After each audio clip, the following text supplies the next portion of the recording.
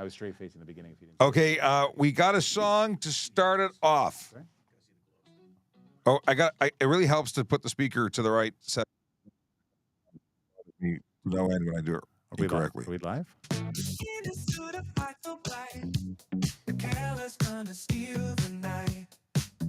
It's the Akela song. He can't hear it though. He can't hear it. We'll get it on the rerun.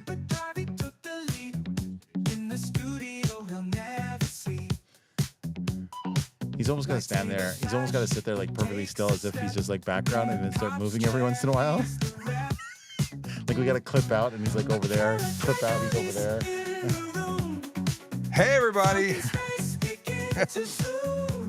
So I tried to get AI to make a song for us to start off the episode. The first ever episode featuring Akela Draconis in studio in his flight suit. This is huge. Huge. This is the Wednesday episode of Ask a Traffic. It is Wednesday, isn't it? It is Wednesday. Wednesday at Ask a Traffic Cop episode. We even got a microphone going. 1 second. Did we get that going on properly? No. There we go. There you go. Hello. Greetings and salutations.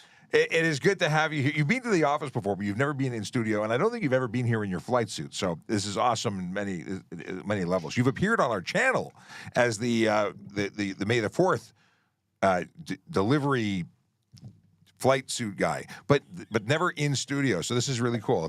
So, thank you so much for coming down today. And also I gotta share the fact that Akela brought me the smallest Optimus Prime I've seen ever. Those, yeah. As you can tell, the show's already going in a very different direction. Things have changed, and I'm sure they will continue to change. Good morning again, and what we're talking about today. We'll come back to Akela in a couple of seconds. I gotta press mute, but I want to make sure that people know what this is and who we are and what we're doing, and of course Chase. As I go down the rabbit hole, Chase says, Akela in the house. Yes. Akela, you're going to get your own channel is what's going to have to happen here. This is Ask a Traffic Cop, and it's a show that allows you to ask questions of a police officer, and I am one for 3 more days if you include today. Sure. Yes. We'll do that. And then I won't be one after Friday, which is my last day with the Toronto Police Service. This is cool. Because this is the Star Wars cop, and that's a Star Wars character. Well, Akela's in Star Wars attire. So can you give us some background on what Akela's wearing? About his drip? So he's wearing an X-Wing flight suit. He's got Wedge Achilles' helmet with him. There it is. He's standing up. Oh, he's modeling it for us. We appreciate that. So today's fashion is very fashionable. It's a little bit muggy. I wouldn't suggest this wear on a typical day like this. Thank you. The 35 degrees. What is it outside? It's hot. It's hot. The helmet is on point though. And just so we're clear, I have this exact helmet. No, you have a similar helmet. I have a similar. He's modified his to make it cooler than mine, but I do have the one that you would have bought at retail. And if you don't know who Wedge Achilles was, this is like Luke Skywalker's best friend. They were shooting Wampa Rats. That was Biggs. Sorry, thank you. Look at it. Thank you. And then the second Death Star. I don't have the level of depth and understanding of the series. I mean, I appreciate Star Wars, but I am learning with you folks. I'm learning things that I never knew I'd know, and I still don't really know. And his hair stays perfect. Did you notice that? It's impressive. It's impressive. If you are watching and you're new to the show, we do this on a regular basis. We're here to answer your traffic and police questions, and now Star Wars questions too, because you are the knower of things. It's going to become predominantly Star Wars questions. No, I'm kidding. It's gonna phase right into Star Wars all the time.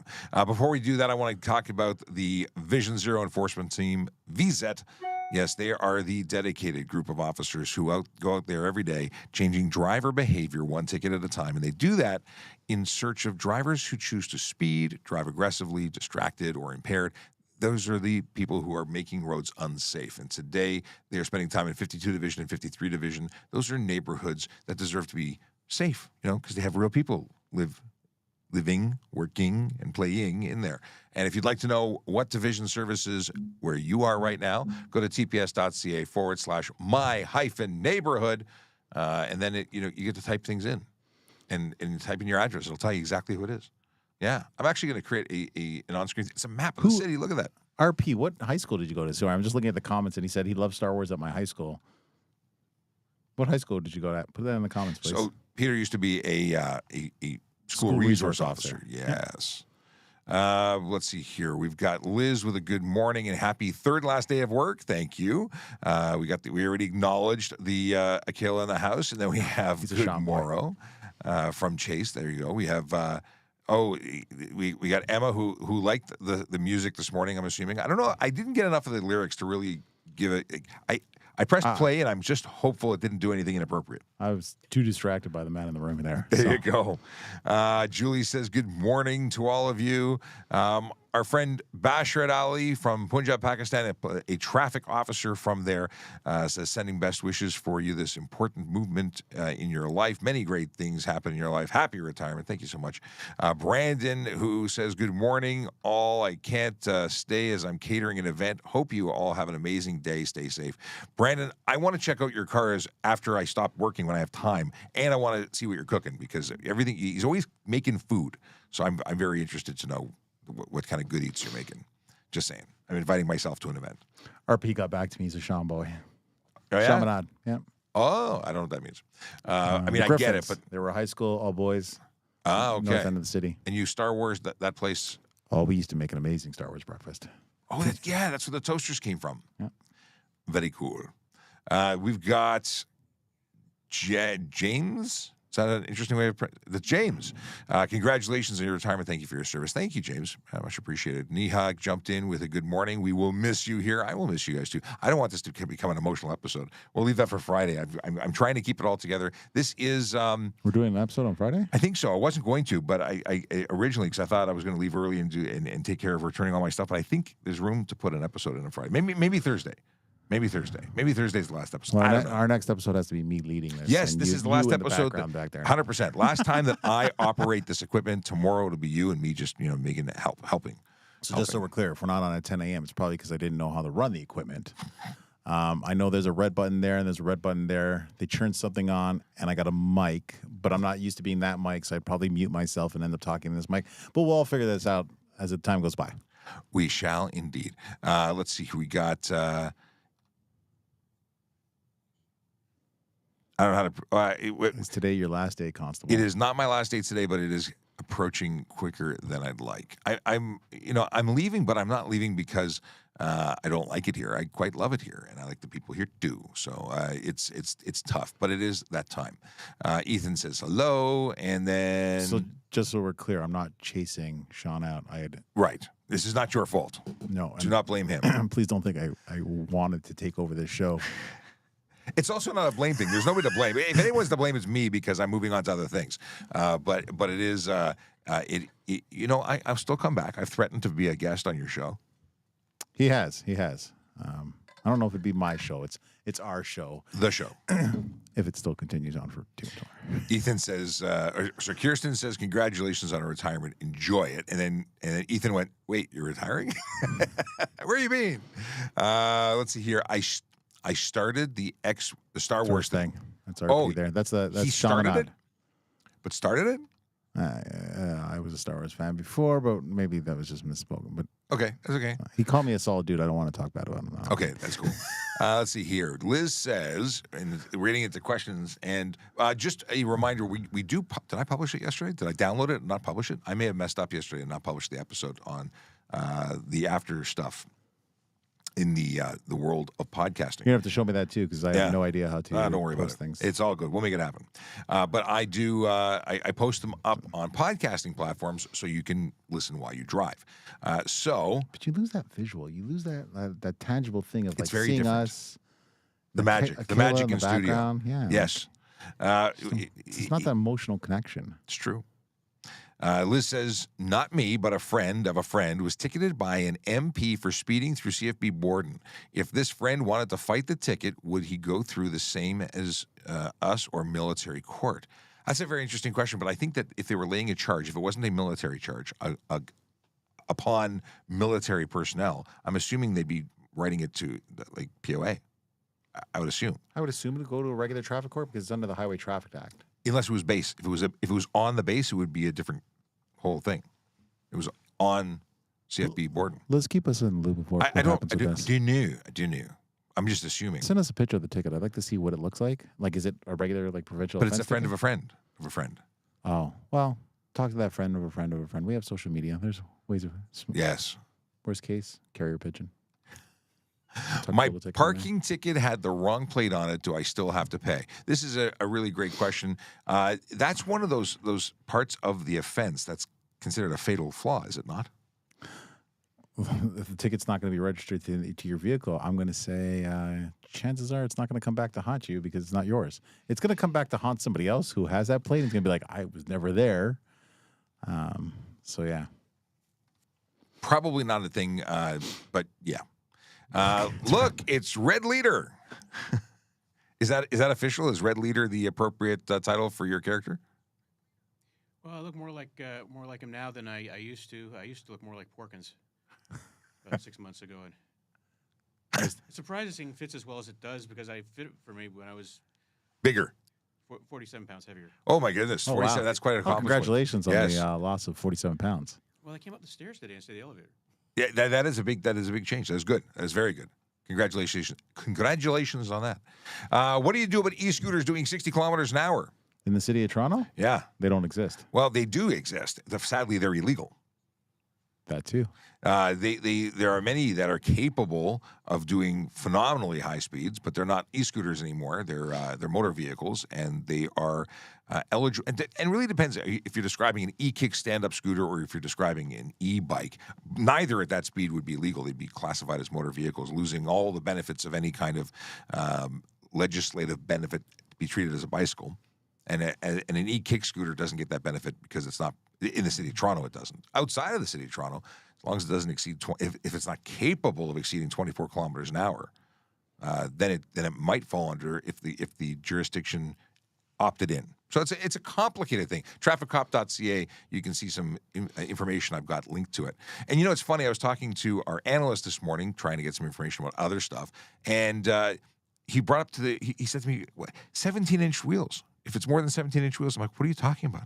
I learned something today, folks. I clicked on a link on the description because I told him it's not on that page. Well, of course, I click on the one hyperlink, and lo and behold, there is the 17-inch thing that I've never looked at before. 17 inches for an diameter wheels. No, you cannot exceed 17-inch diameter wheels. That's huge. On an e-scooter? An e-kick scooter. That's huge. That's huge.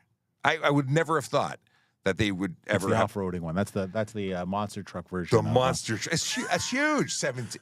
Is it possible that we've misquoted that? I'm pretty sure it says 17-inch, unless it's 17 centimeters. But even then, that would be large for that. Yeah, We have these things in Brampton, and the use has gotten a lot better this year from last year in the pilot.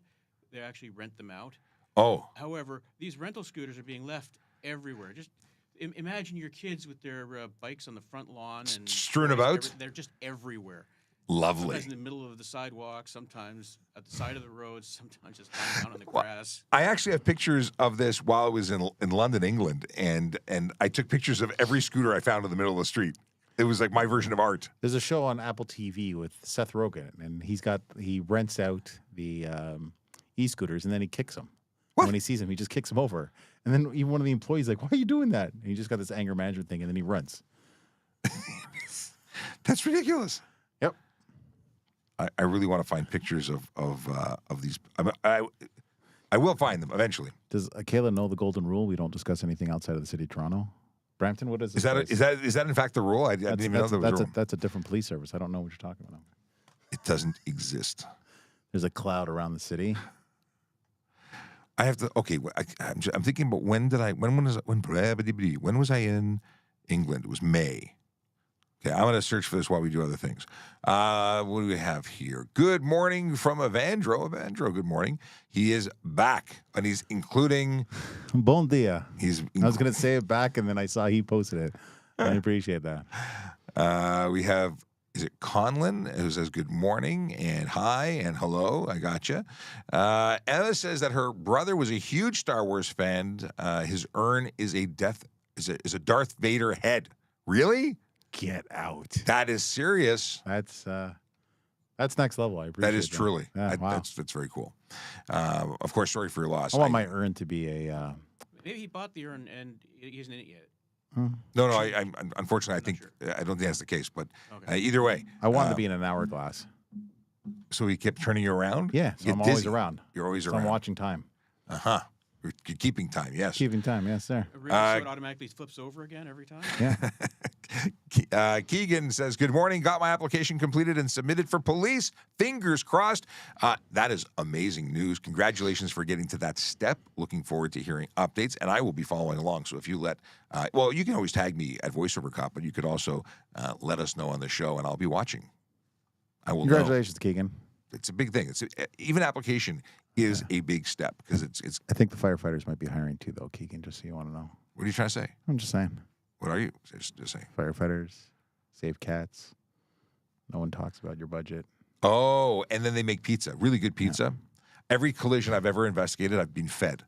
That's how I got this big. A lot of firefighters drive into things, but they're amazing. We're not saying firefighters just eat all day. No, but oddly enough, every collision that I've investigated for firefighters was when they were en route to the grocery store to buy stuff to cook at the station. I kid you not. We're not stereotyping. No. It's funny you should mention that. Every time my dog ran away, she went next door to the fire station. Because they had food. Steaks. Steaks. Yeah, she'd jump over our 6-foot fence, and then they'd bring her What back. kind of dog was that? Well, who's She got was a these Husky steaks? Shepherd Cross. I'm going to your house and jumping over the fence too. Yes. It's tough times. You gotta get the steaks where you can get them. All right. Let's see here. RP says, "Where's the toasters came from? Solid dude." Oh, you're a solid dude. Yeah.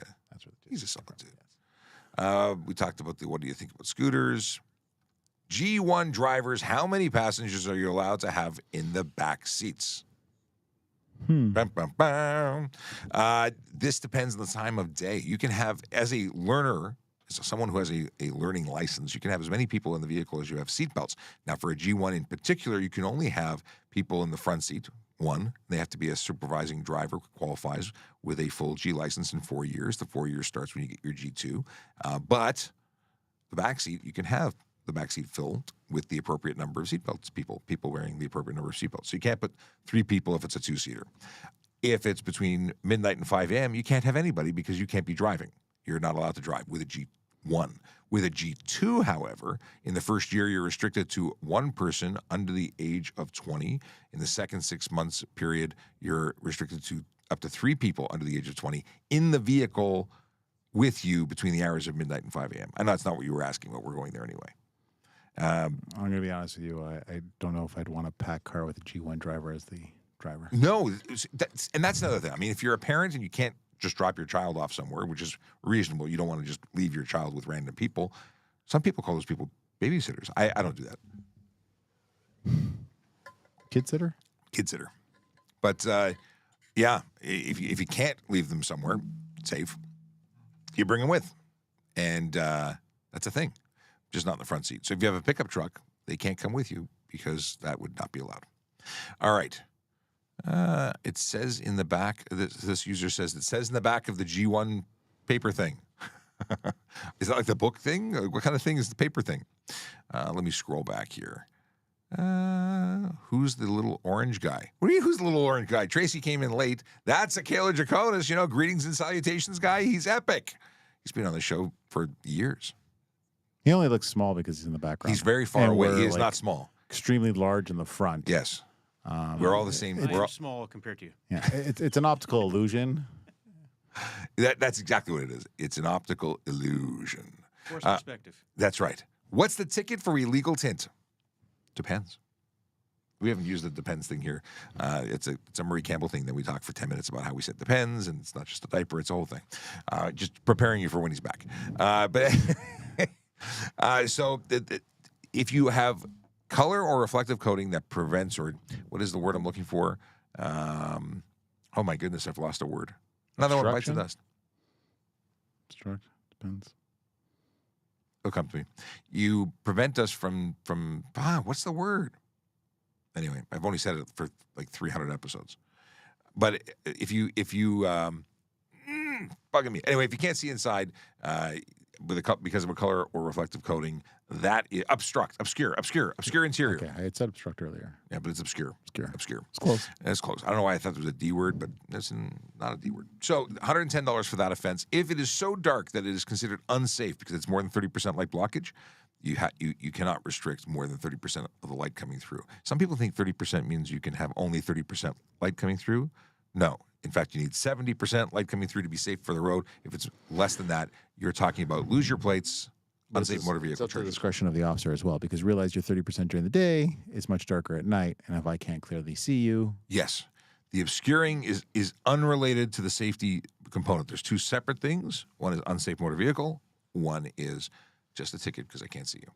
And nothing can be on the front windshield, period, because that would be unsafe motor vehicle. We've had people pull the windshield tint off while we wait to prevent being towed because you can't drive it. What we got here? Michael says, in rural Alberta, if the bar closes and it's 40 below, is there any legal way to start your car and turn on the heat while waiting in the cab? Absolutely not. You can't be in the motor. Even if you don't start the car, you cannot be in the motor vehicle as someone who is under the influence of alcohol or drugs. You have to be under the legal limit to be in the car at all. You can be arrested. You can be arrested walking to your vehicle with the keys in your hand. If you've got the intention to drive, if it's perceived that you're going to drive, even if you don't get in to start driving, you are arrestable. It's Alberta. It's Canada. But it's Alberta. It's a You think different lifestyle out there. Oh, lifestyle. I thought we were talking about the fact that the Canada. The fact that it's like minus 40 below. Well, listen. Don't leave the bar. I wouldn't even go out of my house if it was minus 40. And that's what I'm going to do now. I'm not going outside all of winter. I'll be hibernating. I'm assuming at that point you're in a snowmobile or something. Still a motor vehicle. Yeah. Still going to get arrested. Maybe one of those like caterpillars that clears the snow at the. Still a motor vehicle. All right, it's Alberta. It's Criminal Code of Canada. Let's see here. Chase says, read about case where someone dragged the logs in front and behind their wheels so it couldn't be set in motion. Oh, you're saying that somebody, and how did that work for them? So there was a case, according to Chase, where someone put logs in front of and behind the vehicle to effectively box it in, making it undrivable. So they mobilize the ability of it. I'd love to see the case law. I want to see these logs. Like, what logs are you putting? How high is your car that you're putting logs? What do we define as a log? How do you not go out there and just take the log away? Well, that is that thing that is correctable. But if it was such a big log that you needed like an excavator to move it, like we're talking a tree trunk, I might buy that. Sure. Then at that point, you got to find the excavator. But then if you have the keys to the excavator, maybe it's a caber toss, and they just end up underneath the car. You just need But if he did it by hand, if he just picked up the tree and put it there because he was strong, how anyway? Did he do it when he was sober? Sorry. Then he can move it away too. Maybe he's planning a siege of a small castle afterwards. Okay. Ewoks. Ewoks. Ewoks? They're a thing. Yeah. Ewoks. Maybe he had Ewoks put the place in there. We got to bring it back to Star Wars. Dale Dyer says scooters fly by, cut in and out of traffic, very dangerous. Do they require insurance or helmets? Well, they do require helmets. If they're flying by, they're likely not legal for the road, and they would be chargeable under the HTA for all sorts of things. In addition to under the Insurance Act for no insurance, they're being proceeded in different jurisdictions differently.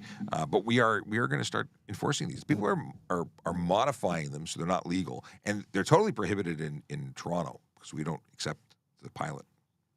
E-bikes don't exist. These aren't even e-bikes. These are scooters. They don't exist. Yeah, they don't exist. In terms of there are so many people say, well, it's an e-bike, so it's not illegal. I don't need a license, even if it does 60, which is wrong because if I have a Tesla that doesn't go over 32, it's still a Tesla, which is still a motor vehicle. The level of manipulation in one's own mind to try and justify things that aren't legal that they think should be anyway. Well, if you're riding a Power Wheels, I'm sure it's not considered a car. Have you seen the Power Wheels where people modify them with drill batteries and drills and up them and they fly? I've seen some of those. Well, my kids have a land speeder, so it flies. Oh, excuse me. Yeah. Cool. Thank you. Radio Flyer used to make a land speeder. That's what you need. You need So my Biker kids, Scout uniform. yeah, I've had it Then for we get your years. speeder bike. Yeah. I got to see pictures. My daughter's put like the Leia outfit on. Really? So, yeah, we've Star done it. Wars cop. For anyone who doesn't know, Star Wars cop. We're gonna, yeah, we're in it. We're in it. What's the difference between going 18 or 22 over? Points. What's the difference is the number of kilometers, which is 4. Isn't it? Yeah. 4. I think about the math. He looked at me. I'm like, you questioning my addition here. Yeah. So what do you mean? Like, I need to understand your question. Yeah. It's speeding. They're both speeding. I mean, truly, the difference is 3 points. Still 3 points for both of them. One, I would say, looks worse to the insurance company than the other, but they're both the same effect. The cost. Maybe what's the difference in fine? Yep. Yeah. 'Cause it's based Especially on- if you're in a community safety zone. Oh, yeah, which is double. Yeah. Yeah. Greg Marshall says, good morning. Question about car thefts. What is your question about car thefts? Because that's not really our department. We're the car crash unit, but we occasionally talk about thefts. Ask the question. Do you need to go to college for the OPP? Post-secondary school is not required to become a police officer in Ontario at this time. Police services could obviously still say they want that or give preference to a degree. And obviously, the better your education, the more competitive you are in the process. And it is a competitive process. Lots of people apply. Not everybody gets in. So anything is a benefit, but it's not required. Grade 12 is the minimum. But then you go to college with us. Yeah. And if it helps, there's better services than the OPP. I don't know, Toronto. There is that.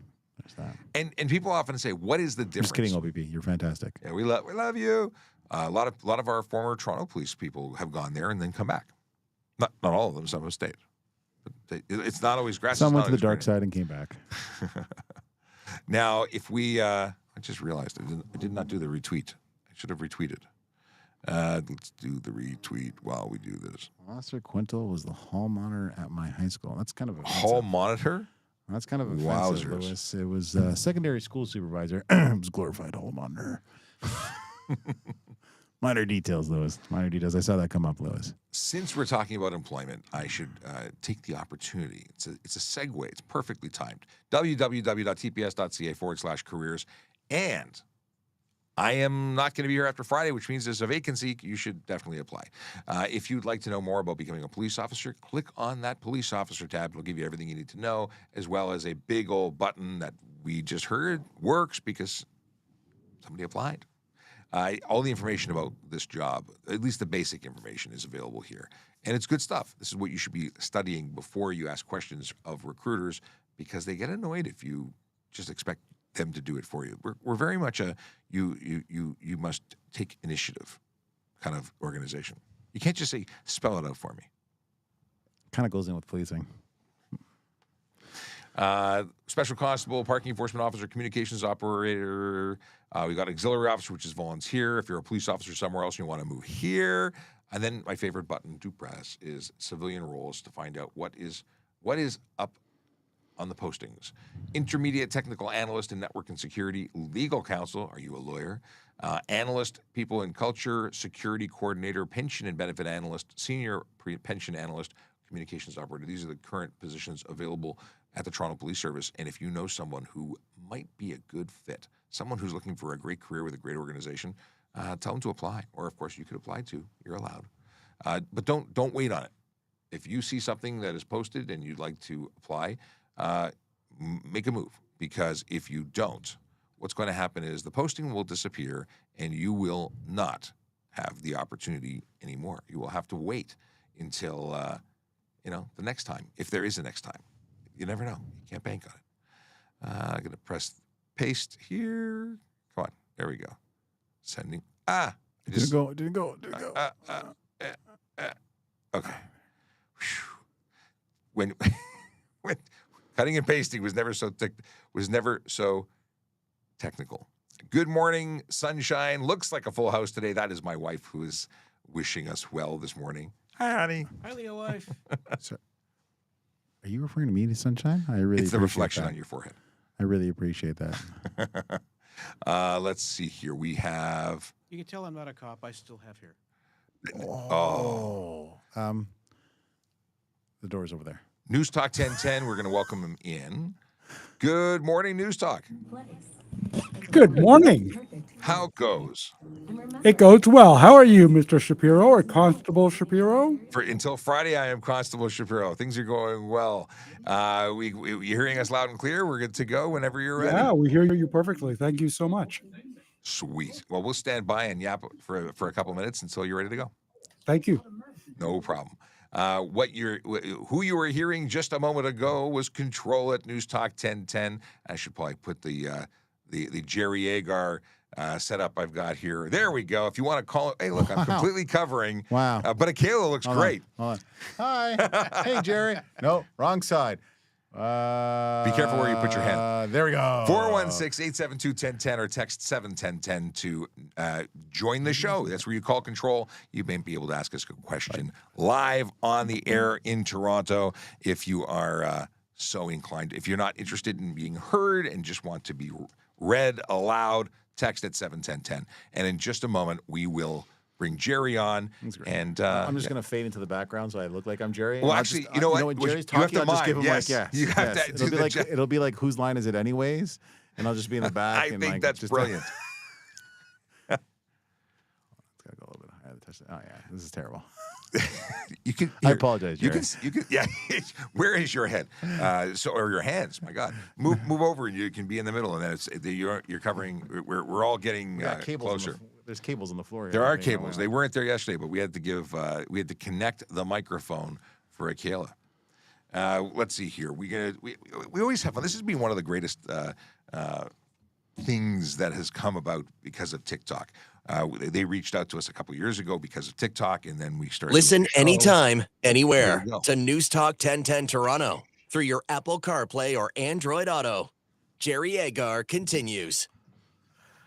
The TikTok traffic cop, I call him, is Sean Shapiro at Traffic Services on TikTok, and you can find him on all social media sites almost daily giving traffic advice. And so we dip in every once in a while, and this would be one of those once in a whiles. Sean Shapiro, good morning. Good morning, Jerry. How you doing? You know what? I'm counting down till I'm no longer Constable Shapiro. Friday's my last day with the Toronto Police Service. What, did they fire you? They did not, but I'm retiring. I'm going to go off on my own and do other things. Going to do some consulting, talk about traffic safety in other places, and some changes to the environment in terms of my environment. I won't be coming downtown anymore, but it's been a great honor to serve the people of Toronto. Okay, regardless, do you want to keep doing this? Absolutely. All right. Well, then let's start with this question. I think it's very appropriate right now. We've just been talking about issues of the kids going back to school. And the story I'm going to quote here comes from Florida, where the kids went back to school earlier. But I think it's very relevant here. It's just an astounding number that in one county, Hillsborough County in Florida, from August 12th to the 15th, we're talking 4 days here. 4 days. Cameras caught people violating school bus lights and arms 2,391 times. That's an astounding number. I mean, our numbers are I'm going to go out on a limb and guess that our numbers are nowhere near that. Okay. But it is a problem, so much so that the Highway Traffic Act in Ontario is being amended to allow automated enforcement to be deployed. And some jurisdictions are experimenting with it, where a camera is mounted to the school buses and they can do these effectively a red light camera ticket to the registered owner. And I think that's a great solution because it is a huge problem. We got to protect our kids. And with back to school and kids coming in and out of buses, this is a really dangerous point where we could avoid if people just followed the rules. All right. Now, if the lights are flashing, the stop arm is out, you have to wait whether you like it or you don't like it from both directions, correct? If it's on an undivided highway, so if it's only a painted line dividing either direction, then yes. If the red lights are flashing, regardless of the stop arm, all traffic must stop. It cannot pass and it cannot come from the other way. If you're on a divided highway, where you have effectively two one-way streets, like the 401, then only you can't pass. But oncoming traffic wouldn't be affected. Well, I don't think they're letting the kids off on 401, but I get what you Thankfully mean. not. Yes, okay. But one more question on this, and we'll take some listener response here or questions. But I've had this happen. I come up behind a school bus, and it's sitting there on the street. This is a city street, but the lights are not flashing. The arm is not extended. I can pass it like any vehicle parked on the side of the road at that point. Absolutely, and truthfully, that's just a parked bus. If it had yellow lights flashing, or if it was still in motion with red light, we recently changed. We were the last holdout in Canada to have in Ontario, that is, to have a two-stage setup not in effect. So essentially, a school bus approaching a stop would have flashing red lights, and then they would stop moving, and they would continue to flash and put the stoplight out. When it was moving, you were able to pass them. Now we've changed to two-stage where it's yellow flashing when they're approaching, and when they come to a complete stop, it changes to red flashing. And once the red flashing is out, you cannot pass. All right, here is Michael from London. What's your question, Michael? Yeah, so when you're entering a corner on say a undivided highway, or you're on an off ramp or an on ramp, sometimes you'll see a yellow sign with a speed. And my question is, in that corner, is that speed the speed limit or a recommended speed? It is the recommended, so that your tires and vehicles stay on the road based on the G's, basically to prevent you from sliding off the road. And it's for ideal conditions. So you may have to go slower than that at times to be safe, but it's not the speed limit. Okay, good. Thank you. Thank you very much. Here is Tom from York. Hi, I'm just curious, if I'm on my farm, on my tractor or my zero turn with a beer in my hand, driving it around in the horse paddocks or cutting the grass, what have you, can a police officer come onto my property and bust me for open alcohol on a motor vehicle? I don't know how that works. Yeah, you're arrestable. Absolutely, you can be charged for the open alcohol. If you're deemed to be impaired, you can be arrested. And so they have full permission to come onto my property and do that, even though we're probably not wandering your farm, but at the same time, if there was a complaint or if there was a call that brought us there, or if we happened to see it, then we would be entitled to investigate and deal with that. Yes. Tom, thanks for your call. Let's be realistic here, Sean. You're driving along a country road. Here comes Officer Sean, and you think that guy 200 meters out into the field on his tractor looks to be drinking a beer. You're not pulling over and walking across the field to give him a ticket. I do not have the vision capable of making that assumption. But if I saw a guy who was cutting very, very wavy lines in his grass, I might be concerned. The reality is we're probably not going there, unless, again, someone calls and says, my dad's at risk, drinking and driving the golf cart. Or it might be complaint-based, is what you're saying. I would have to imagine it's just not something we're looking for generally. But, crazier things have happened. Somebody writes in, when I walk against the traffic in an on-shoulder, what are the rules for vehicles that come over the line while driving toward me? So walking into traffic? When you're walking on a road that doesn't have a sidewalk, right? Okay, you're walking contraflow. You walk on the opposite side so that you can see the traffic coming at you. Well, the name of the game is not to hit the pedestrian. Ultimately, they need to give you clearance. They need to go slow. And the idea is that they can see you. Their lights illuminate you. I would say that a general good practice is to wear bright colored clothing if it's at night or in a situation like that, because headlights are great, but you want to really stand out. All right. Here is Bruce from Lindsay.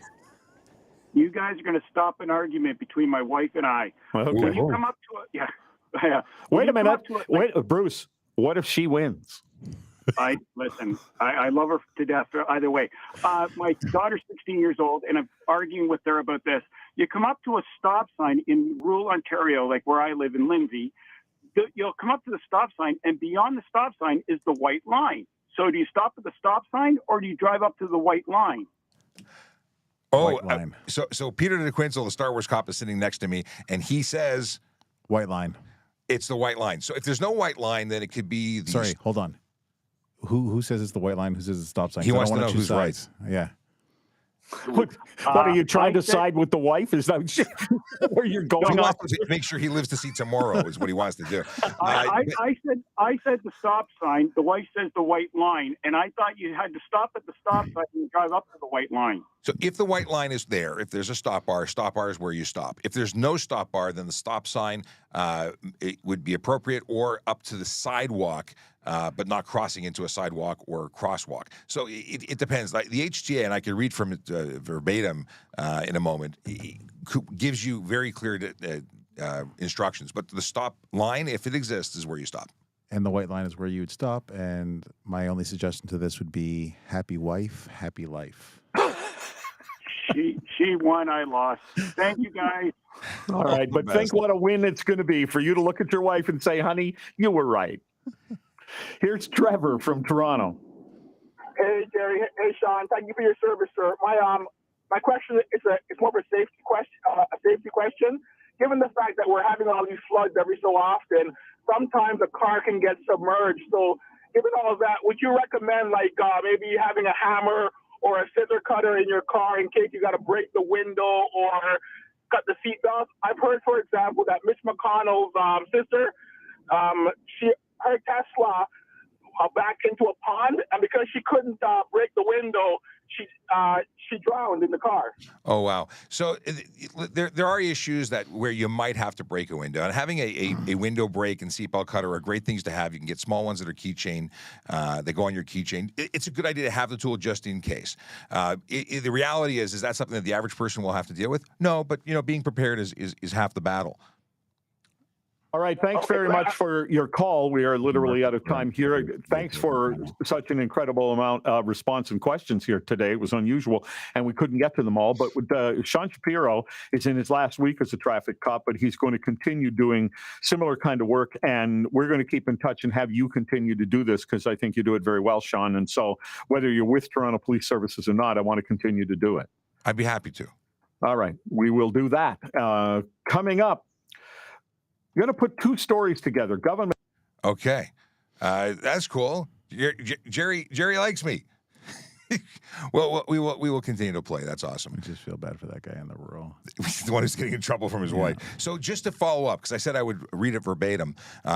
So 136.1a is disobey stop sign, failed to stop. But it says here that every driver or streetcar operator approaching a stop sign at an intersection shall stop his or her vehicle or a streetcar at a marked stop line. Or if none, then immediately before entering the nearest crosswalk. Or if none, then immediately before entering the intersection. And for some reason, I remembered the stop sign itself, but I misquoted it apparently. It's the before the intersection, if not the crosswalk, if not the stop line. I think the moral of the story is stop. Stop is a good thing. Stop. And I will tell you that, and we have a friend from the North Vancouver RCMP who's going to join us in a moment. But the big thing, and we can move over again. This is the North RCMP? This is the North Vancouver RCMP. Sorry, guys. I'm looking for the South. I think I dialed the wrong phone number. I was looking for the South Vancouver RCMP. The ones that don't exist. Yeah. That we didn't know didn't exist. So why designate? Okay. Was there like an epic battle at one point where you guys fought for territory and they won? Yes. And so it's only long live the North. Like, is this like Jon Snow? Let's find out. Let's make you bigger. Good morning. How you doing? Here, we'll make it like this, and everyone can be seen. What's happening? I like the surge in the back. Oh, thank you. It's just a prop. It's not mine. It doesn't look like it would fit you. No, it's a little too small for me, I think. I think so. Well, tell everybody who you are. Well, first of all, thank you guys for having me. It's such a pleasure. I'm a huge fan of both of you, Sean and Peter, and it's such a cool way. Let's come on now. You've had a career on social media. You were on TVO Kids. Yeah, that was a long time Is that ago. where you know him from, TVO Kids? Please don't tell me you grew up watching me. We're gonna date ourselves. No. Well, I'll do a quick introduction. So my name is Constable Mansour Sahak. I'm a member. I've been a member of the RCMP for about 7 years. Posted in North Vancouver, British Columbia. Have you guys been to North Vancouver at all? We're still trying to figure out who won so that you got to establish North Vancouver over South Vancouver. Is there an East and West? South Vancouver doesn't exist. North Toronto, and you are the. I'm just saying. So it's a municipality just north of Vancouver, the city of Vancouver. That's the major hub, like Toronto. We've got about 110,000 people here. We've got the district of North Van and the city of North Van, two different municipalities that we police. It's on the North Shore. There's water that separates us from Vancouver. That's where I've been working for the last 7 years. It sounds awesome. So the water, is it like a moat to keep you guys separated? Like your castle, is it a moat so people can't cross it? It's kind of like that. Maybe back in the day, it was kind of like that. Sorry. Once upon a time when dragons roamed the earth. Exactly. But these are things. These are places I need to go and visit because I've been to Vancouver, but it was so long ago that I really don't have a vivid memory. So I think I need to make a trip. I've never been out west. Well, I've never been to Toronto, so me and Peter are kind of on the same boat here. You guys can do a So switcheroo. let's switch. I'll go to North Vancouver. You can come to just Toronto. I think that works. Maybe we can just stay at each other's places too. Oh, this sounds like a movie. I like this. We'll do a trading places kind of thing. And yeah, we'll go for it. Let's do it. So you're in a media role, and so you do what we do, but where you are. Exactly. I've been doing this for the last 2 years. It's just me and a civilian that work together. So we do all media. So I'm the media relations officer. So any media inquiries that come to me, I take care of internal communications. I take care of all the social media stuff. So Facebook and Twitter, that's where we interact. So basically I manage that all day, and that's my full-time gig. Prior to that, I did general duty. I did 2 years in traffic. Loved it. Spent 2 years in traffic. And then prior to that, I was general duty as well. So you should hang out. We should do some questions and answers because we got people who are asking traffic and police questions. That's what we do here, of course. Yes. And I'd love to know what North Vancouver laws or how is it the Traffic Safety Act by you? So it's the BC Motor Vehicle Act in British Columbia that governs highway traffic and everything. Okay. Let's grab some questions and have some fun with it because things differ province to province. It really confuses a lot of people because there's an assumption that the traffic law is the traffic law, and it's not the case. There's many differences, and one of the biggest differences is fines. Yes. We were talking about stop signs earlier and where to stop when they were having that deliberation on the radio, and I know you were in the background listening. What is the fine for failing to stop for a stop sign in North Vancouver? It's $167 with 3 penalty points. Okay, so in Ontario, it's $110. That's including the victim fine surcharge and 3 demerit points. So that's not that far off. But in Alberta, it's like way more. How'd you come up with $167? Just out of curiosity, we like round numbers here.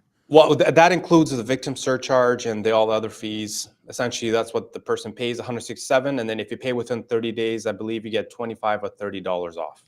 I want to know if you get any petrol points. There's a discount. There's a loyalty program. There is a discount. Any ticket that you pay within 30 days is, I believe, $25 or $30 off. That's actually a good incentive to take care of business. We used to do that with parking tickets. We used to have, if you paid within a certain amount of time, you got X amount. Now we just do it as one flat rate, no matter what. No matter. So here's a question from the big. I can never say it with a straight face, so I won't. Mr. Wang wants to know. Earlier, we were talking about the number of people that could be in a motor vehicle with a learner's permit. The original question was G1, which has restrictions, G1 being our learners, where you have to be supervised by a qualified driver. They want to know if they can have more people in the car. And then I got into the restrictions that a learner's permit, G2 person, sorry, not learner's permit, a G2 driver in our graduated licensing program can have. And there are restrictions between the hours of midnight and 5 a.m. And because there were restrictions, this person wants to know if a G-class driver can have more people in the vehicle than there are seatbelts available. But does Mansour even know what a G1 or G2 is? Well, I've kind of got a sense. Here we have an L and N driver. An L is a learner. They just got their license. They have to ride with a supervisor who's 25 years or older, and they have to have a Class 5 license, a full license. And a Class 5. See, we have no idea what any of that means. I like so the Class 5 and Class 7. I still confuse. Yeah, people write us, and it comes up all the time. Like, oh, I'm a Class 5. I'm like, I have no idea what that means. None. Class 5, basically, you're able to drive alone by yourself. There's no restrictions. And then what's a Class 7? That's the learners. That's the learners. But then there's the L designation as well. Yes. So Class 7 learners is a brand new driver. You've just passed your test and you're able to drive, but you have to drive with a supervisor. And then you have to take a test. Once you pass the test, you become an N driver. So you have a novice sign. It's like an N sign. I think we're the only province in Canada that does this. Oh, yeah. Be careful. This guy's dangerous. Okay, so can we bring a human rights complaint about that? But hey, I heard something that in some provinces you cannot use your cell phone for communication, even with Bluetooth. Yes. That's by you guys? That's us. So Wow. if you're an N or L driver, you cannot be on your phone, period. But it's a little bit contradicting. So in the Motor Vehicle Act, it says you're allowed to use your phone to make a 911 call. Well, that we can do here with whether it's on Bluetooth or not. If you have an emergency to call 911, you can use it. But the Motor Vehicle Act also says you can't use Bluetooth or any device, any electronic device, if you're an N or an L driver. Oh, so it doesn't exempt them. Exactly. That is interesting. Yeah. So wow. I've yet to see anybody get a ticket for calling 911 if you're an L or an L driver, but it's a good case law. It may go through the Supreme Court of British Columbia, and that's an argument to make. Yeah, because what if I said I was just talking to myself? Like, how do you pull something just out of curiosity? Like, that just seems weird. Like, hey, he's talking to himself. He's on his Bluetooth. Let's get him. Yeah, I mean, well, most people put it on their speakerphone, or that's one way to tell. But you can hear it too, right? If it's connected to your car, you can probably hear it. You want to hear I get a little more observations required. I hear voices. Interesting. I wouldn't say it's Bluetooth at times. You hear voices, but it's not Bluetooth. Okay, good to know. By the way, Kayla behind us. If you didn't get the introduction earlier, he's our private security. Okay, I thought he was a prop at the beginning. I'm like, he wasn't moving, so I wasn't quite sure. We've actually talked about Elmer hanging out in the studio and not moving until it's time to freak somebody out. Do you know who Elmer the safety elephant is? No. Boo. 1947. Toronto Police. He's been around a officer bit. at the time. He's gone nationwide. Yeah. He's a giant elephant. He brings out safety messaging. He's that flag in the background. Yeah, that's who he is. I'm bringing him back. We're bringing him back. Okay, that's cool. That's awesome. We stood outside with Elmer. Someone was in full get. No, sorry. Elmer himself was there. Yes, he Elmer. exists. Elmer. And people came by and said Elmer exists like Santa Claus. They did not know who he was, which just goes to show you how sad things are. A couple of people did. To his credit, Elmer's coming back in a big way. Yes. He's literally going to be the elephant in the room. That's true. So yes, animatronic. We need to. Okay, I do have the animatronic one. We just got to get him fixed. I have an Elmer that rides a tricycle. So if you can imagine the movie Saw. Yeah. The little guy on the tricycle. Yeah. His little character. I have that as an Elmer. It's not scary at all. It's not creepy at all. Voids Vegas wants to know why are food delivery vehicles still riding on the sidewalk? It's because they're breaking the law. Do you have a policy or law, bylaws or otherwise that restrict the use of sidewalks and other vehicles on the sidewalk? Sidewalks, bicycles, not sidewalks on the sidewalk. Yeah, I think in BC it's only restricted to pedestrians and obviously people on wheelchairs. So you can't ride if you're a cyclist. You can't ride on a sidewalk. E-scooters, all that is prohibited on riding. Sorry, say that again. Is there an age limit to the cyclist law there? Like, so if I'm a small child, can I ride on the? I'm not identifying as a small child. I'm saying if I was a small child. Yeah, that's a good question. I actually don't know that. Yeah, I don't want to give you the wrong answer, but I don't know. So it's for us, it's by law. It's not controlled by our Safety Act, our Traffic Act. But in the city of Toronto, you're not allowed to be on the sidewalk unless you're under the age of 14. So that allows younger folks to be safer. But there's still laws like if you were to be dangerous on the sidewalk, you could be charged. But it's the people who are walking, pedestrians, and those on mobility devices need somewhere to be safe. So we understand why we differentiate them. I can assure you, people still ride on the sidewalk. Oh yes, I know they do. Wally McCourt says, my neighbor told me yesterday he received a speeding ticket traveling 67 in a 50 zone. He was advised that demerit points are assigned to his license upon issuance of the POT, and they would be removed if it was a successful trial. He was given bad information if it's in Ontario, because you require a conviction or payment, which is essentially saying I'm guilty. That has to happen in order for the ticket to be processed, and then the Ministry of Transportation in Ontario would award you demerit points, but you don't get them. Congratulations. You're the winner. Yes, I like it. Award. Congratulations. You're the winner of 3 points. Keep it going. You'll lose your license. You got a nice way of putting that. I like that. I'm assuming it's the same thing. Would there be demerit points in Vancouver? Yeah. So we have a point system. You're allowed up to 3 points per year. That doesn't do anything. And then the moment you hit your 4th point, then you start paying. Then you pay on your birthday when you renew your license. What? Hold on. Yes. So I can get a drive. So I can do speeding. I can be convicted of speeding, get 3 points. What does that mean? Does it mean anything? Like next year I get those 3 points back? So for speeding in certain certain speeding tickets, they add up, and I think once you hit 5, like it resets itself after 5 years. This is very different because in Ontario, you can now learners are different. If you're in a graduated licensing program, it's different because once you hit, if you get 6, you're done. But you get to 12 before you're done as a full licensed driver. And even then, you get pulled in for like a meeting, talk about your points. Why are you doing this? If you get 1 ticket with 4 demerit points, you're getting a suspension. Yes. It's similar here too. If you're an end driver or a new driver and you get a cell phone ticket, which is 4 points, so you basically lose your license automatically. Wow. That's Sorry, cell phone tickets 4 points there? Yes. Cell phone tickets are 4 points. How much money? So it's $486. Oh, you get a deal. Discount. It's a discount. But you lose your license. Yes. But upon a conviction. Upon a conviction. You would lose your license here for 3 days upon a conviction as Yes. well. But if you're, we pay here like $680. $615. $615. My apologies. Well, see, here's the thing. So again, like the points thing kick in. So the ticket, I think the ticket is like $386 or something like that. Don't quote me on the fine amount, but you get 4 points, and you don't pay those 4 points until you hit your birthday.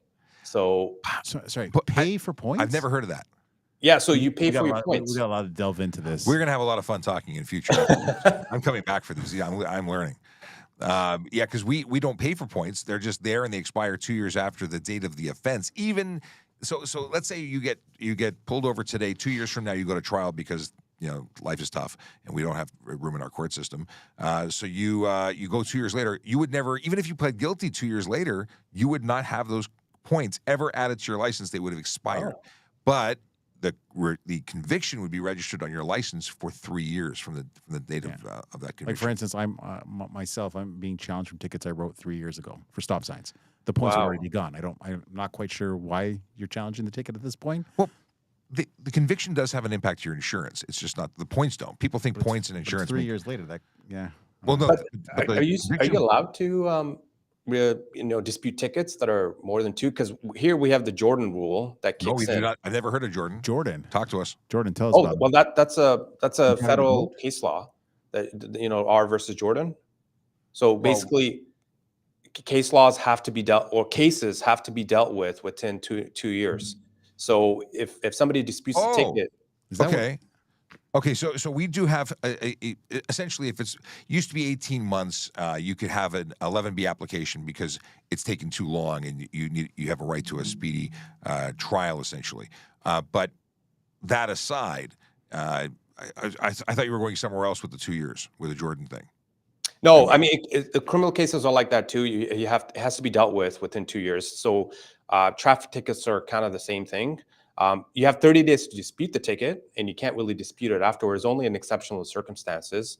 And then if you dispute the ticket, it has to be dealt with in courts within 2 years. Okay, so we're not completely off. It may be based on the same things, but the big thing is you have to ask to have it dismissed based on you have to put an application in, call it an 11B application, and then but in terms of the 30 days, you have to file within 15 days. After 15 days, I believe it's going to be deemed not to dispute. You're going to have a registration of a conviction registered, and if you want to reopen it, you have to ask permission of a justice of the peace. I can't speak it to it. Like the folks that are fighting me are clearly reopening it because there's no way our courts aren't that backed up anymore. COVID would have backed us up, but now we do much of our court through Zoom. So it helps. Yeah, you don't have to do in court an appearance. We log in via Zoom. You would see me like this. You would be there. Most times, most people aren't even on camera, and you're taken into a court. And there's a prosecutor. There's a justice of the peace there, court clerk, and off we go. Wait, you have prosecutors representing you? No.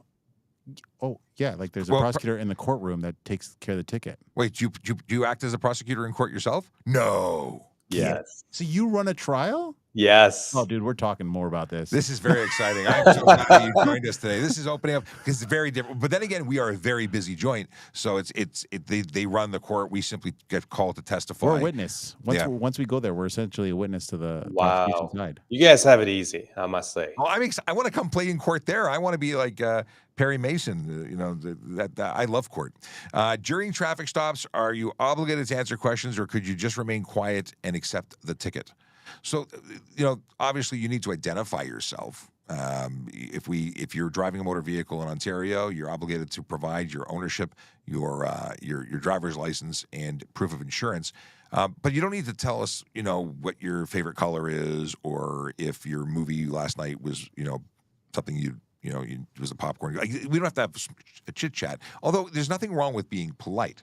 I don't know how it is there, but we don't ask questions like, "Do you know how fast you were going?" We're not trying to dupe you into admitting something. In fact, we can't even repeat what you tell us in terms of admitting to something. We really can't really get into that. I'm going to say I've asked, like, did you know there was a stop sign there? That's just because you're a smarty pants. Just had to get like you did know there was a stop sign back there, right? Like, I have this whole thing about stop signs being stop. If they're not stoptional. Yes. They're stop. They say one thing. If you were being attacked and you ask your attacker to stop, do you want them to slow down what they're doing? Or stop? Or stop. Just out of curiosity. It's always one of those things. Yeah. So do you have a big problem with this by you? So not a huge problem. I mean, occasionally you run into the most difficult person that just don't want to do anything, and then you give them a ticket for fail to state name and address. Oh, so, we don't have that charge. So I have an RCMP sign in my garage that says you can't fix stupid, but you can give it a day in court. Yes, exactly. RCMP sign? Legit RCMP sign with a little tag. And it's an RCMP. Yeah, I was like, I love it. That's hilarious. So so in British Columbia, you as a driver, you're required to state your full name and your address, and you must provide your identification if you're in a legal traffic stop. And if you don't state your name, it's actually a ticketable offense. And I have given that to one person. For us. And then arrestable. We can arrest you for failing to identify as a driver. Oh. Yeah, and if you're a passenger who's being investigated for an offense under the HTA or any other act, if you fail to identify, refuse, you're arrestable as well. Yeah, because if they don't identify themselves, how do you give them a ticket for failing to identify? Like you just give whatever name, like okay, sure. You take a fingerprint and just put it on there. No, you get arrested. You'll come in. Now, would it be for obstruction or is it under the Highway Traffic Act? There's an HTA. Well, the arrest would be, well, it's failed to identify. It's under the Highway Traffic Act. So be a provincial offense. Okay. Yeah. Okay. It's like the Trespass Property Act. It would be under that code. I have to look. I have to look it up. Act. I have to honestly say that I've never arrested anybody for failing to identify because no one says no to me when I say, "Can I just?" I've never had somebody be that person to me. Mind you, I have colleagues that have dragged people out of a car after smashing the window with a baton because to get them out. It's gone all different levels. I smile. People are friendly. I don't know. Yeah. I once pulled over a particular person who said later on that it wasn't them. So they identified, like someone had been identifying themselves by their name. What they didn't realize is we have in-car camera, and that particular person came out to hug someone right in front of my cruiser. It's really hard to say it's not you when your driver's license and everything else, when I pull it afterwards, says, no, that's definitely you. That's a you. So that one went away quickly, but that was something that particular person was trying to pull was, oh, no, someone's just been using my name and collecting all these tickets. But my in-car camera shows that they actually came out, recognized someone, gave a hug in between my cruiser and their car, and it's completely on camera. I'm like, yeah, okay. Just love it. Love it when that happens. They have multiple personalities. It wasn't at that moment. Anybody ever use that defense? I've never had it, but here's Todd Schmidt who wants to know if you have to do 30 in a school zone during the summer when school is out. So marked school zone, marked speed limit. Unless it's a conditional sign, which it would be very clearly conditional, the speed limit is the speed limit is the speed limit. 30 is 30. How is it in Vancouver? Same thing. Schools, summer schools, they have signs that says summer school in session, and then those are the ones that we enforce. Does it matter if school's in session though? If the sign, if it's not in session? If it's not in session, some will say school days. So if it's not in session, you don't have to. So it's clearly posted that way. Yes. Yes. That's good. Let's see here. We got. When you're referring to it, I think it's North Vancouver. He doesn't want to be associated with Vancouver. Not those people.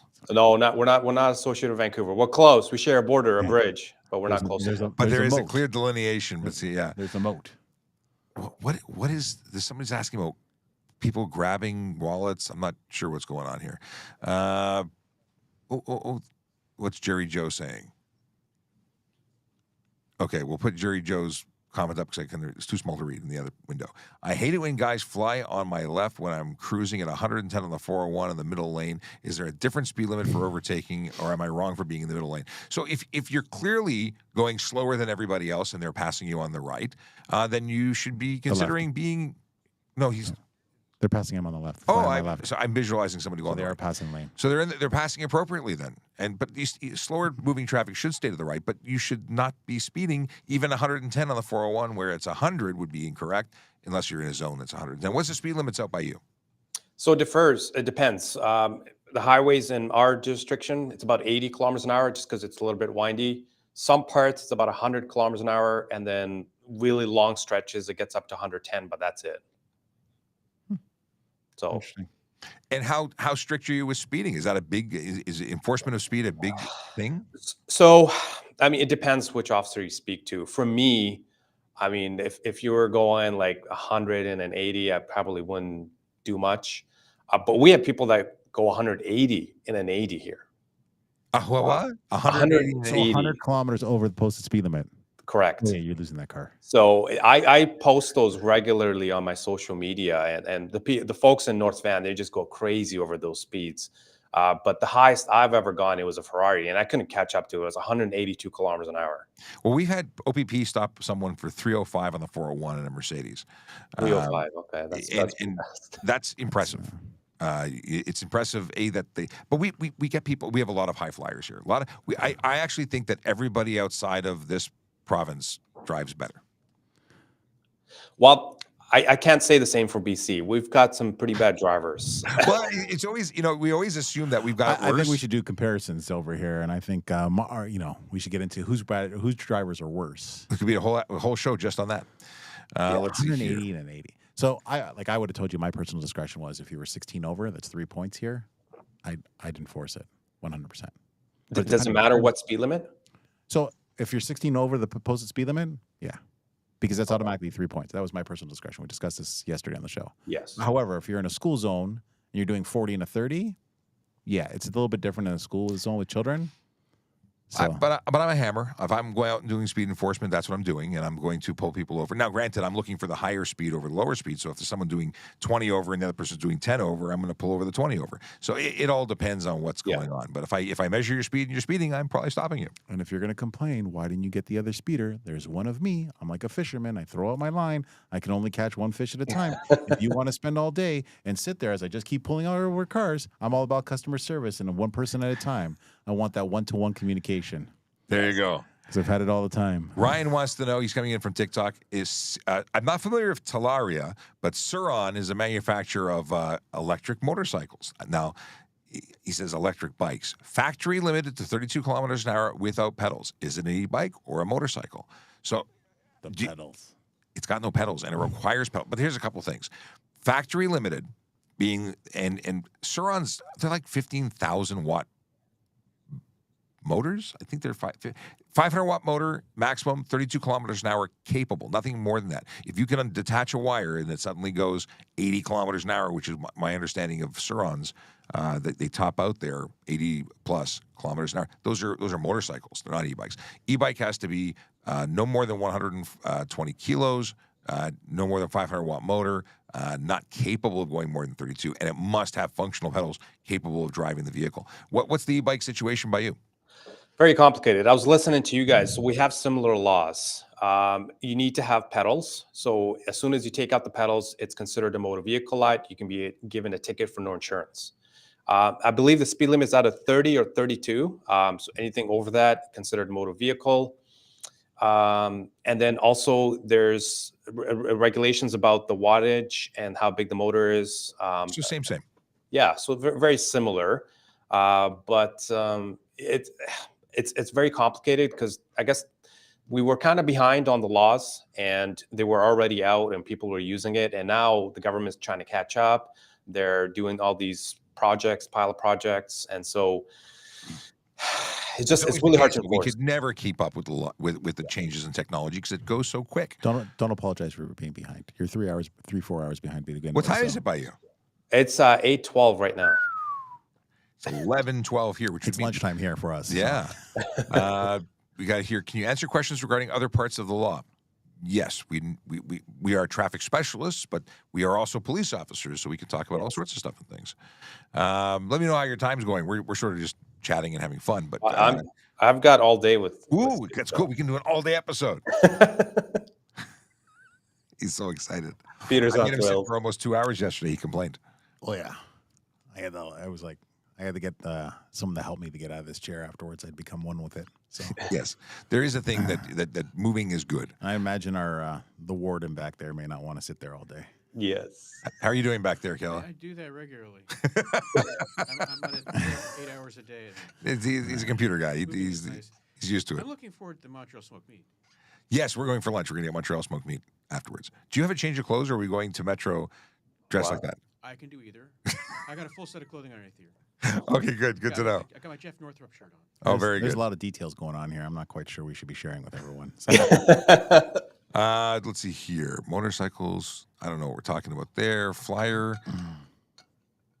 Scrolling through. So how long you been an RCMP officer? Just out of curiosity. He opened with that. You were in. No, how long in general? 7 years. 7 years. Okay, I missed that part. Sorry, I knew 2 years of traffic, couple of years with the MRO, and you were. Yes. Yeah. So there's a moat, North Vancouver, not to be mistaken with those Southerners. So we got a real question from Eslin. Might be our favorite auxiliary staff sergeant. She says, "Don't pass a bus with flashing lights. Same as streetcars downtown. In my tiny island, the school bus stopped diagonally across the road." That's actually a really cool concept. They blocked the whole thing. I think maybe people were not paying attention to it, so they had to take matters into their own hands. Yeah, it seems unsafe. But I will say I'm Eslin's biggest fan. Yes, Eslin's awesome. And she found out I was retiring, and she sent me. She put a note up. She was sad. I've known Eslin for 25 years. Don't worry, Eslin. I'm not retiring. You still got me.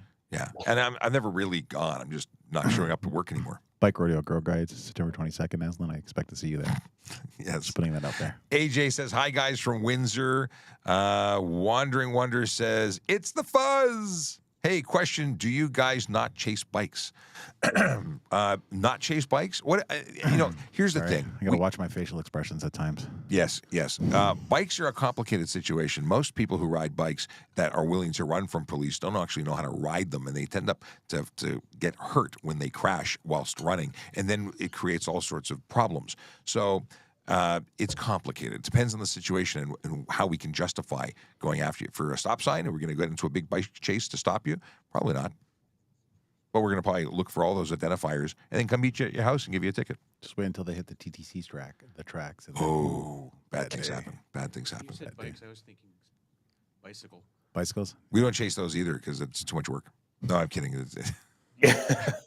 But bikes are a complicated situation because they tend to result in people like the Ontario Provincial Police. I remember a case where they chased a guy and he ended up dying because he lost control of the bike whilst running from police. Yeah, and then it's the police's fault. We've had a number of deaths. There's OPP. We're talking about an increase in motorcycle deaths this year. So, Grace says, "Hey, is that an RCMP uniform?" And follows up with, "My dad got married in the red uniform." Oh, okay. Yeah, that is the Red Surge. That's our dress uniform. Looks awesome. We graduate with that, and any special occasions, ceremonies, Remembrance Day, that's what we wear. It's a good-looking uniform. You get the brown boots and everything. You still wear the tall boots?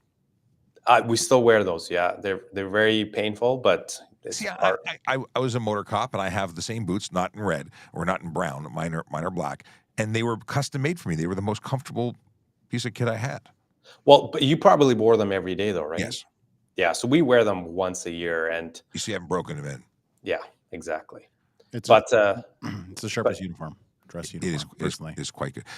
Tweep X says, "I grew up with TVO kids." You have a fan. I was on TVO Kids for 6 years. I don't know if you know what that is. TV Ontario. Don't worry about it. It's educational programming. I used to do it for 6 years before, way back. Okay. Not so way back, but yeah. Talked about back to school safety. You can look it up on YouTube. Okay. I think we're going to actually start putting up episodes of it. Yeah, there you go. I'll Google your name. In British Columbia, it's like TV. Is there public access, or is that what is TV Ontario public access, or is that different? It was funded by the province. Provincial. Is there a provincial television station? I stopped watching TV a long time ago. We'll let you off the hook with that one. MK Photography says, hi from Quebec. We're truly interprovincial now, going across Canada. Yes. That's awesome. Now, am I the first person to join you guys from British Columbia? I think so. I mean, we've had friends from Alberta join, but I think you're the first. Definitely the first BC person cop. from North Vancouver. Definitely from North Vancouver. How about I think first, BC. How about the first RCMP constable? No, we've actually had from our friends in Alberta, in Brooks, Alberta. There we have a RCMP officer, Josh. He's actually not. Is he a corporal? He's been promoted, but he works in conjunction with that office, and he's been on the show. But I think well before we were all fancy on YouTube this way. It was when we were just doing TikToks off the phone. So under the new format, I would say that you definitely get to be the first. And in my RCMP first officer. 2 weeks of being here, you're definitely the first. Well, thank you. I feel privileged. I feel privileged. I'm so glad that you reached out and said that you wanted to be on the show because it's awesome. Long live the North. Let's see. We got some other stuff and things. That's what we go by here. We're the North. We are the North. We Toronto are the Raptors North. thing. Well, we've got North Vancouver. You know, we've got the word North in our name. And you used to have an NBA team. Tell me about that. We broke. What? There's the Grizzlies. I don't follow. They had the Grizzlies out there. I don't follow sports. Or now the Memphis Grizzlies. There's a great documentary on Crave. Not that you watch TV. No, I don't have time for TV.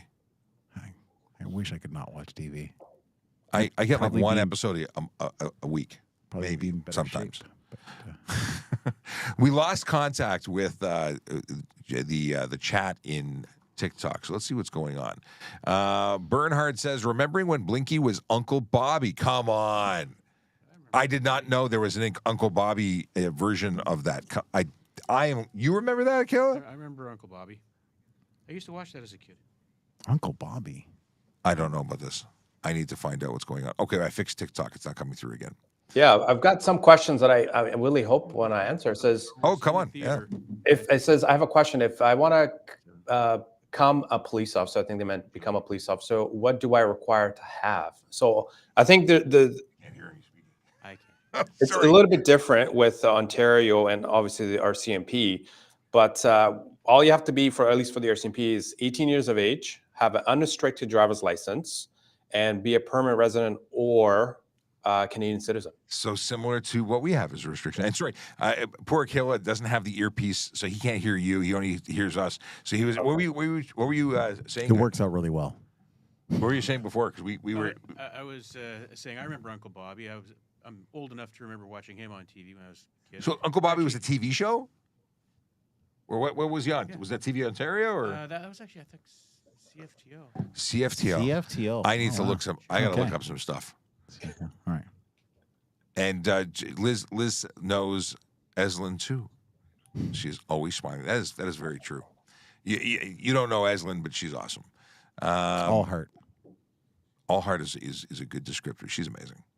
Okay. So you just answered the whole becoming a police officer, and I really think it's the same. Were you originally from BC when you became an RCMP officer, or were you somewhere else in the country? No. So, well, if you want to get technical, I wasn't born in Canada. I was born in Afghanistan. Okay. And then came here when I was 9, but I grew up in the Vancouver area. So yeah, from here. So were you a Southern Vancouver person?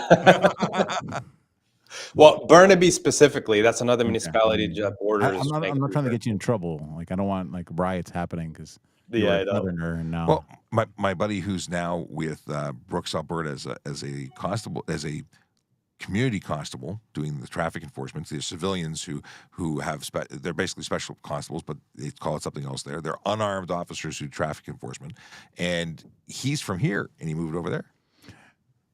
So why'd you want to become a police officer, if you don't mind me asking? Considering came here. Yeah. Explain. Well, Canada gave me an opportunity for me and my family. We came to Canada from a war-torn country, and going through high school and all that, just becoming familiarized with the culture and the great things that Canada had to offer. And I was like, well, and there's a number of combinations, but one of them was, I wanted a job where no one day was the same. And I started volunteering right out of high school, and I really got into it. I was volunteering with the Vancouver Police, And I was just like, wow, this is such an amazing career. There's so many things to do. It's so rewarding. And then at 22, I threw in my application with the RCMP, and I was a depot 9 months later at 22 years age. Awesome. Yeah. Wow, that's awesome, man. Thanks for sharing. Yeah. I love it when officers are hired younger. I think that's great. You know, I was an old guy when I patched in, and I was a court officer before that. So it's a totally different experience. And my friend's son, who I will congratulate anonymously, just was hired by South Simcoe, and he's a young person, and apparently many in this class are young. And it's really great, I think, to get young officers, where we had a trend where we were only hiring older officers for a long time. Like average used to be 30 in Toronto. So when I got on, the average was mid-20s, and we had a class that ranged from our youngest was 18, our oldest was 53. Wow. What's the spread? Yeah. I was the youngest that graduated in my troop, and the oldest was about 55. Yeah, oh, wow. Yeah. Okay. 52 is the oldest in my class. Tweepex says, X-Wing guy needs to move closer to the mic. Love the suit, too. Huge Star Wars fan. Well, you're in the right place with Star Wars Cop and Akela. Yeah, because come next week, it'll be Ask a Star Wars Cop. Yeah, Star we're Wars changing the name. questions. Yeah, Star Wars questions only. Are you a fan of Star Wars? Yes. Answer Yes. carefully. There was a pause there. There was a hesitation in there. I felt like it may not have been the most truthful, but I appreciate it anyways. What is better, riding a dirt bike on the side of the road or the lane pacing traffic? Both are illegal. Dirt bikes are not legal on the road in Ontario. I don't know if it's different in Vancouver. You have to have off-road dirt bikes on the road. No, you have to be driven on a forest service road, dirt bikes. Forest service road? Yes. So So off-road. Off-road, yes. Yeah, not on a highway as designated by the Traffic Act, which would be any actual road. Yes. So yeah, if it's your own road, like on your farm, you can ride it there. Yeah. It's a problem. I don't know why so many people want to make this a thing, but dirt bikes should be trailered to where you want to ride them or pushed across roads. Just saying. Yeah. Let's see here. Oh, does the I just scrolled away. I got to scroll back. Does the RCMP allow you to have a preference of where you're going to be based? Yeah, good question. That's one of the biggest things that I feel like deters people from applying to the RCMP. Right now, as we speak, if you apply from British Columbia, you will be guaranteed to come back to British Columbia. Really? Yes. That was an issue at one time with the RCMP is they could just move you anywhere. Yeah, so that used to be a thing way back, but they've really changed that because it deters a lot of people from applying. So if you're from British Columbia, you get to come back to British Columbia. Now, the only thing is where in British Columbia that is the question. But if you're from the Lower Mainland, you most likely will be coming here because we've got so many big detachments here. There's so many members here and so many vacancies, obviously. So we need the members. So it's really perfect. Here's a great question, and I'm so glad that we have someone from another province because I get this all the time. G1 drivers, our learner's permits. Would you accept a G1 driver learner in Vancouver? There's no law that says you can't. You still have to abide by the rules of Ontario. Which I understand is it requires that you have to have a supervisor, right? Supervisor that has a full G and 4 years experience. But it's my understanding because if you move to Vancouver, your G1 cannot be transferred. You have to learn. You have to apply afresh. So I've had to, we issue the license, and it's up to you as to whether or not you accept it. Is the way I've interpreted that. Well, I think if you're coming as a visitor, I understand that it should be allowed. I've never seen that. I've never run into that case. Teachers for sure are allowed, but G1s, it's I'd imagine questionable. you're not going to run into too many G1s. No. Trying to pull off like, hey, I got this driver's license. But it's an interesting thing because it's not to try and get you as a zinger because there's really no answer. I called the Michigan police at one point. And they're like, yeah, I don't know. But they determined that most people would probably accept it. But if you got into a jackpot, you may be in a problem. And that's even if you're abiding by all the conditions. But I figure driving across Canada is not the right way to learn how to drive. Yes. Road trip. But the second you get your G2, obviously it is. Okay, what is this? We got question is, why are y'all not answering questions? We are. We answered one of yours earlier. Yes, I know. Spread the wealth. This question was asked at 11:22. It's now 11. That was actually very recent. Maybe you dipped out and you should have stuck around. Let's see here. We've got. Hey, Sean, is lane splitting legal in Ontario? I always like these. Yeah, lane splitting from Sean Johnson. So the deal is that lane splitting isn't specifically legal or illegal in Ontario, but doing that particular activity could easily be careless, stunt, or criminal dangerous driving. I don't know. How do you guys treat a lane splitting by you? It's illegal. What was it? I mean, it depends how fast what you're doing. So if you're, weaving in and out of lanes, you could be given a ticket for dangerous operation of motor vehicle or driving without due care and attention, which are very hefty fines. It's 6 points. You get an automatic tow. It gets really crazy. Very expensive ticket. So that's good. So we're really on par in terms of how we handle it. Careless driving would be a $500 ticket, roughly $495, and 6 demerit points, no tow. If it was stunt driving, so actually stunt driving is an interesting thing. Do you have stunt driving laws? Yeah, so that falls under drive without due care and attention or drive without consideration. Okay. And that comes with a 7-day impound. So we have a 14-day impound and a 30-day suspension for stunt now. And stunt is an umbrella that covers about 15 different activities. But we've gotten really serious about it. And it is also enforceable on private property. Wow. So, in BC, you can't do that. It would have to be under the criminal code, which is dangerous operation. Yeah. So for us, it changed in 2021, I think, in relation to all the car meets and dangerous. They were taking over streets and parking lots and doing all sorts of stuff. Yeah. But it doubled the. It used to be 7 days impound and 7 days suspension, and they increased everything. But it is like intentional. Doing a wheelie on a motorcycle is instantly a stunt. Yes. So many different things. I love it. Much respect to our RCMP and all law enforcement. And that's from another one. Yes, that's. We always love the love. Just so you know, we're coming up on 11:30. Oh, he's about to expire, so we got to wrap it up. He's got to have breakfast. You got to have breakfast. That's true. We have to. It's 8:30 here, so it's breakfast time. What's for breakfast? It's a tough question. Sorry.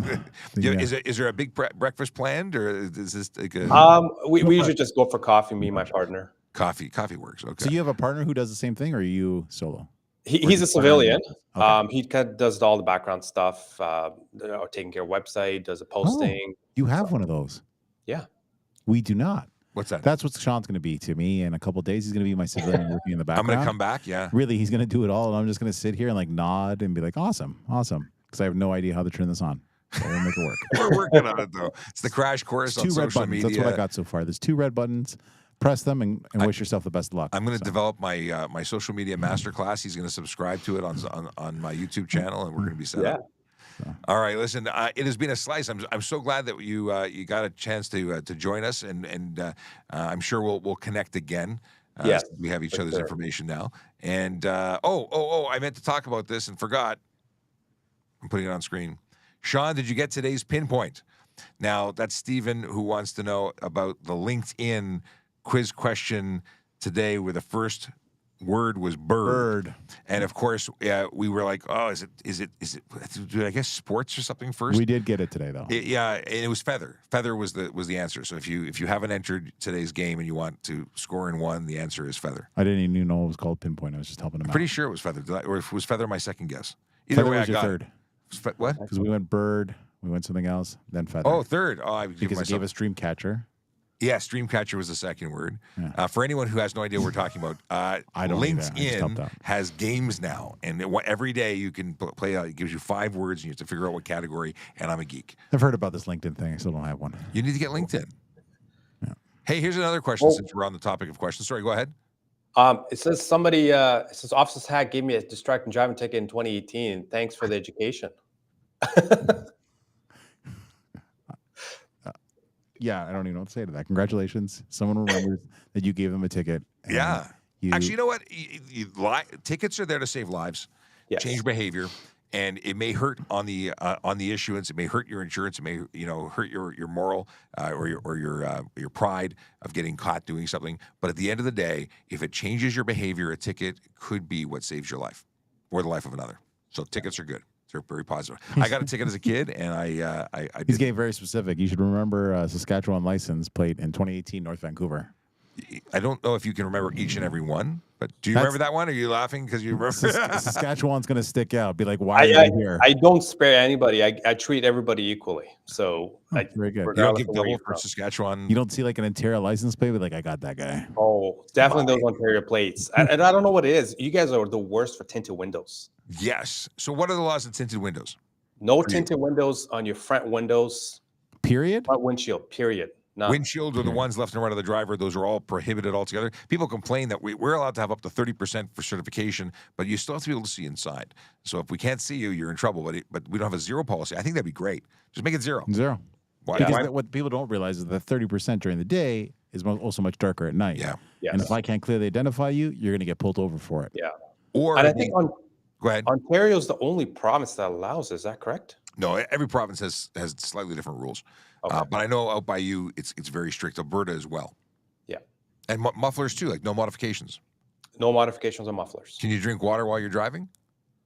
I mean, as long as it doesn't prevent you from driving. Safely, yeah. Okay. Because people have been complaining, saying that you can't. And I wanted to get it from the source. Yeah, I mean, it varies, right? Bluetooth. Say that again, sorry? I can drink water, but not talk on my Bluetooth. But only because you're a new driver. Yes, only as a new driver. Can I put a dog in the back of my truck, the box, pickup truck? Can you do that in Vancouver? No, that's a ticket. It's not secured properly, but you can't have it. You cannot secure your dog. Do you strap it down to the with the ratchet until his eyes bulge? It's so bad. All right, buddy. You good? You tight in there? Well, my dog has a seatbelt and a harness. A seatbelt and a harness, but in the back seat, not in the box of your truck. Right. Nope. That's not good.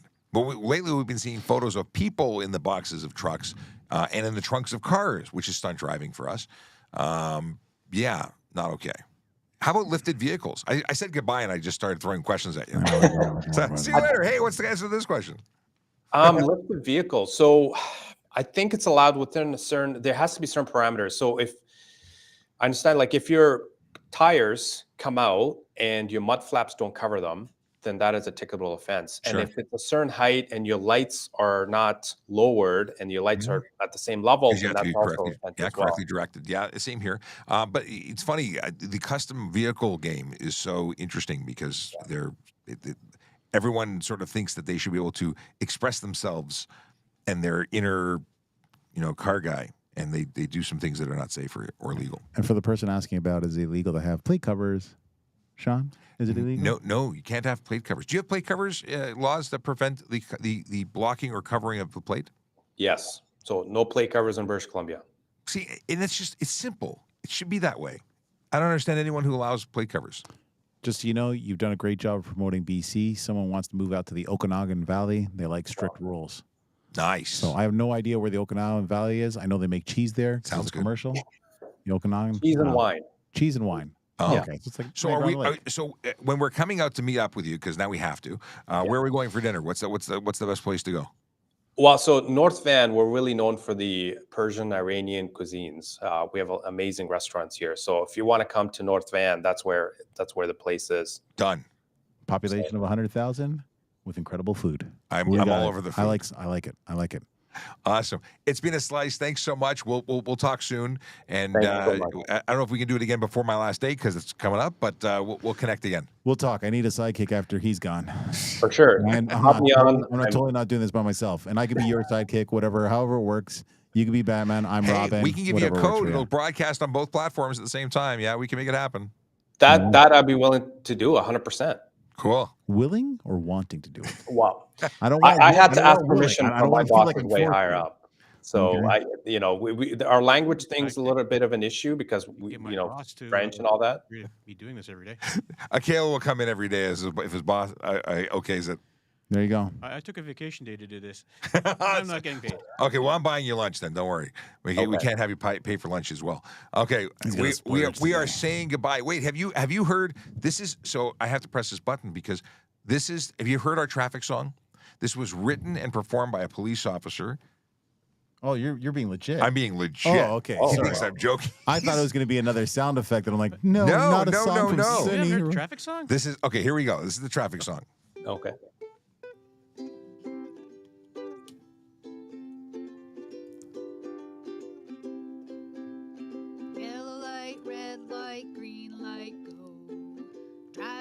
safely helps the traffic flow. Watch for pedestrians, look out for bikes, and don't drive like a jerk that no one likes. Yellow light, red light, green light, go. Driving safely is the way to go. Put down your cell phone, nobody needs you to text and drive on the DVP. Yellow light, red light, green light, go. Stop at stop signs, look both ways, then go. Seatbelt, save your life indeed. And watch your driving, don't speed. Yellow light, red light, green light, go. Driving safely is the way to go. Don't drink and drive or smoke some weed, because you might go to jail and not get free. Yellow light, red light, green light, go. Driving safely helps the traffic flow.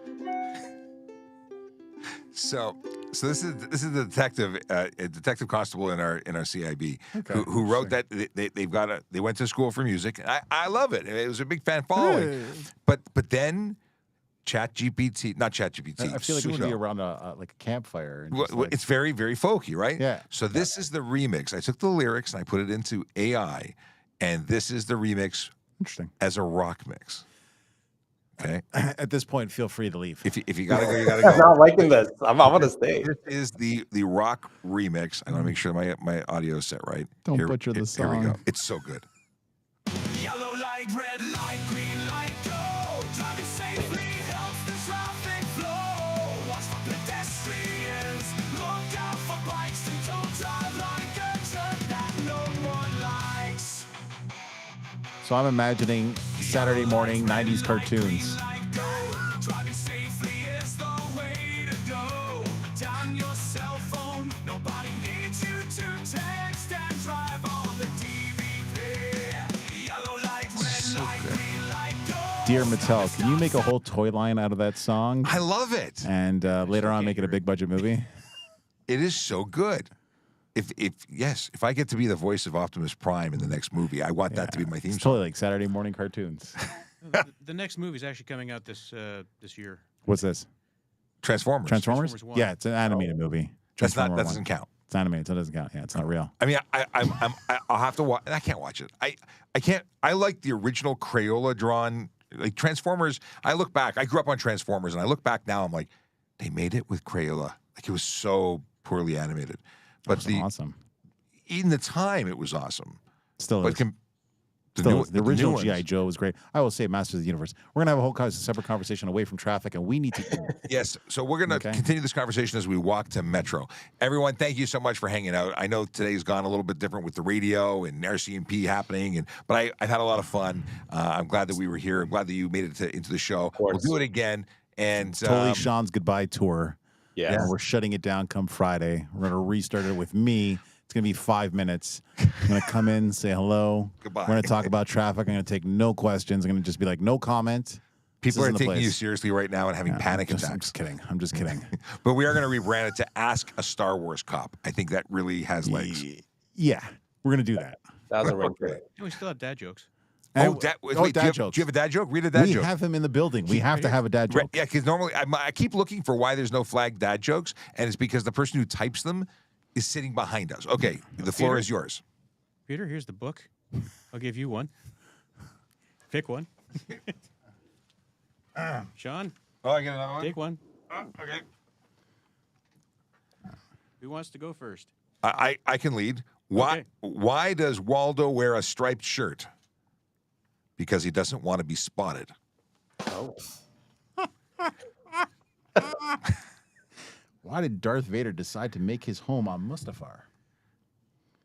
It's just so laughable. Okay. Have you got a favorite dad joke? I've got this one. I don't really have one, but these ones are really good. On the history of palindromes. Now we call him Dr. Awkward. Sorry. Now,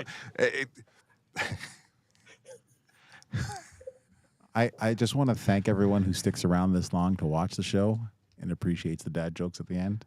Yeah. Emma says Peter's laugh is great. Is it because he can't breathe? Just Emma, I'm looking to change some of the buttons here. I'm going to have a laugh track like I'm on Seinfeld. I'm going to have an applause thing just so that I can keep myself going because I'm going to be here by myself for the most part because it's not going to be the me and Sean thing. So, yeah. Sorry, so dad joke, have you got one? I don't, unfortunately. You guys are way better at next time you got to bring a dad joke. Yes. It's going to be the new rule. All right. Have a wonderful, wonderful rest of your day. Enjoy breakfast or coffee or whatever comes your way. Stay safe out there, and we'll do this again at some point in the future. I will come in for that because I enjoyed our conversation so much. I'm going to play a recruiting video because that's how I'm going to end this episode. Join the Toronto Police, not the RCMP. Yeah, there you go. We got to you got to come up with a high production, recruiting video to compete now. We have one. We have one. You You gotta search it up on YouTube. Sorry. I don't know this YouTube thing. Okay. Do you get a horse? Your own personal horse. Do you get your own personal horse issued to you? No, but I really want one. Have you ever been on a horse? Yes. As an RCMP officer in your red surge? No. That is a goal, though. Things to strive for. I just assumed you guys all rode horses. It's part of our history. Yeah. You're breaking it all. It's kidding. All right. On that note, I was going to say goodbye, but I'm looking to see if there was an updated. No, there's no update. Wait. Is there I was interested in the RCMP at one point back in the day, but the whole idea of being moved somewhere else in the country, back in those days, were like, kind of like it here. Tracy says, Sean, let the poor man go have breakfast. All right, we're out of here. Drive safe, drive sober, park legally, and smile because it looks good on you. Don't have a good day. Have a great day. Take care. Take care. May the force be with you. Your future career starts with a vision. A vision of opportunities ahead, where you can see a path to a noble career, serving the city of Toronto.